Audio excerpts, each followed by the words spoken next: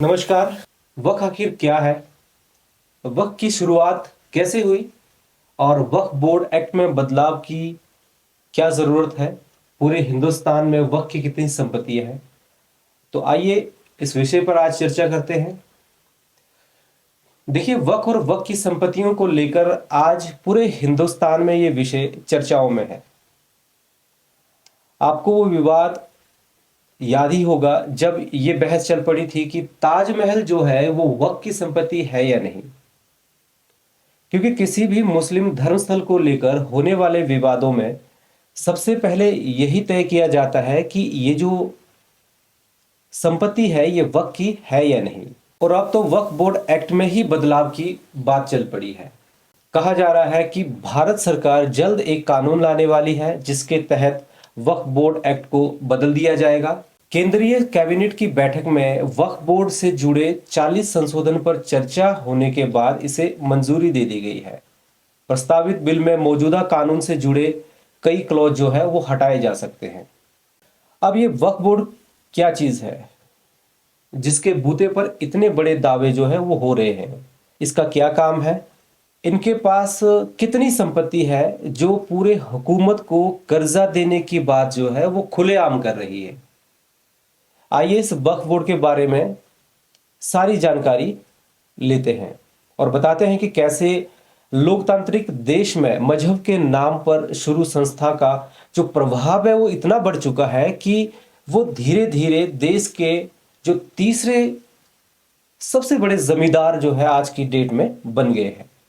वक्फ board वो संस्था है जो अल्लाह के नाम पर दान में दी गई संपत्ति का रख रखाव करता है। जैसे इस्लाम मजहब मानने वाले जब अपनी किसी चल या अचल संपत्ति को ज़कात में देते हैं तो वो संपत्ति तभी से वक्फ कहलाती है। ज़कात में दिए जाने के बाद इस संपत्ति पर किसी का भी मालिकाना अधिकार नहीं होता है। उसे अल्लाह की संपत्ति माना जाता है और इसकी देख रेख के लिए वक्फ बोर्ड को दी जाती है। ये संस्थान उन संपत्ति से जुड़े सारे कानूनी काम को संभालती है, जैसे उसे बेचना, खरीदना, किराए पर देना आदि। एक बार यदि कोई व्यक्ति वक्फ को अपनी संपत्ति दे देता है तो फिर उसके बाद उस संपत्ति को वो कभी भी वापस नहीं ले सकता। वक्फ बोर्ड उसे जैसे चाहे वैसे इस्तेमाल कर सकता है। अब वक्फ बोर्ड की जो शुरुआत है वो कैसे हुई, आइए जानते हैं। आजादी के बाद भारत में वक्फ बोर्ड एक्ट जो है वो 1954 में नेहरू सरकार लेकर आई थी। साल 1995 में एक्ट में कुछ संशोधन हुए। इन संशोधनों के बाद प्रत्येक राज्य और केंद्र शासित प्रदेशों में वक्फ बोर्ड को गठन करने की अनुमति दे दी गई और कुछ ऐसे बदलाव किए गए जिन पर अक्सर विवाद होता रहता है। 1947 में आजादी के बाद पूरे देश में पसरी वक्फ बोर्ड संपत्तियों के लिए एक स्ट्रक्चर बनाने की बात हुई। इसी तरह साल 1954 में संसद में वक्फ बोर्ड एक्ट 1954 पास किया गया। इसी तरह साल 1954 में संसद ने वक्फ एक्ट 1954 पास किया। इसी के नतीजे में वक्फ बोर्ड बना।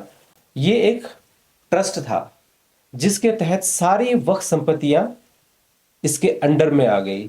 1955 में यानी कानून लागू होने के एक साल के बाद इस कानून में संशोधन कर राज्यों के लेवल पर वक्फ बोर्ड बनाने का प्रावधान भी किया गया। इसके बाद साल 1995 में एक नया वक्फ बोर्ड एक्ट आया और 2013 में इसमें संशोधन किए गए। फिलहाल जो व्यवस्था है वो इन्हीं कानूनों और संशोधनों के तहत चल रही है। प्राय मुस्लिम धर्मस्थल वक्फ बोर्ड के एक्ट के तहत ही आते हैं, लेकिन ये कानून जो है अजमेर शरीफ दरगाह पर लागू नहीं होता। इस दरगाह के प्रबंधन के लिए दरगाह ख्वाजा साहिब जो है ये एक्ट 1955 में बना हुआ है। तो अब जानते हैं कि वक्फ बोर्ड की देखरेख जो है वो कौन करता है। वक्फ बोर्ड की जो देखरेख है वो सेंट्रल वक्फ काउंसिलिंग करता है। Central Waqf counselling of India एक वैधानिक निकाय है। इसकी स्थापना जो है वो 1964 में भारत सरकार द्वारा 1954 के इस वक्फ अधिनियम के तहत की गई थी। ये केंद्रीय निकाय वक्फ अधिनियम 1954 की धारा 9 के प्रावधानों के तहत विभिन्न राज्य में स्थापित की गई।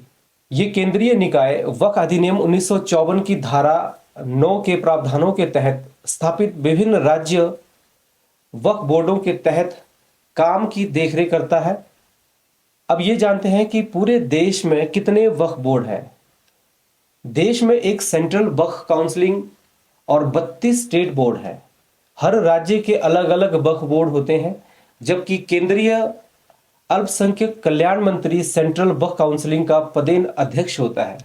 अब जो ये वक्फ बोर्ड होता है, इस वक्फ बोर्ड में कौन कौन शामिल हो सकते हैं, इसे जानते हैं। बात करें वक्फ बोर्ड के सदस्यों की, तो इसमें शीर्ष पर टॉप के जो है सारे मुस्लिम अधिकारी होते हैं। जैसे एक अध्यक्ष, राज्य सरकार की ओर से एक या दो नामित व्यक्ति, मुस्लिम विधायक हो सकते हैं, मुस्लिम एमपी, मुस्लिम वकील, मुस्लिम आईएएस अफसर, इस्लामी स्कॉलर, टाउन प्लानर, और इनके अलावा एक लोकल लेवल पर मुतवल्ली भी होता है। तो ये सारे जो अधिकारी होते हैं ये सारे मुस्लिम ही होते हैं। अब ये जानते हैं कि वक्फ बोर्ड के पास पूरे हिंदुस्तान में कितनी संपत्तियां हैं। पिछले दिनों खबर आई थी कि वक्फ बोर्ड रेल और सेना के बाद देश का तीसरा सबसे बड़ा जमींदार बनता जा रहा है। अल्पसंख्यक मंत्रालय के अनुसार से वक्फ बोर्ड के पास पूरे देश में 8,65,646 टोटल संपत्तियां जो है वो रजिस्टर्ड है। इनमें से 80,000 से ज्यादा जो संपत्ति है वक्फ बोर्ड के पास वो केवल बंगाल में है। इसके बाद पंजाब में वक्फ बोर्ड के पास 70,994, तमिलनाडु में 65,945 और कर्नाटका में 61,195 संपत्तियां जो है वक्फ बोर्ड के पास रजिस्टर्ड है। यहां अगर हम हिमाचल प्रदेश की बात करें तो वक्फ बोर्ड के पास 5,343 संपत्तियां रजिस्टर्ड है। देश के अन्य राज्यों में भी इस संस्थान के पास बड़ी संख्या में संपत्तियां मौजूद हैं। इस वीडियो से संबंधित अगर आप अपने विचारों को साझा करना चाहते हैं तो कमेंट बॉक्स में जरूर कमेंट करें। धन्यवाद।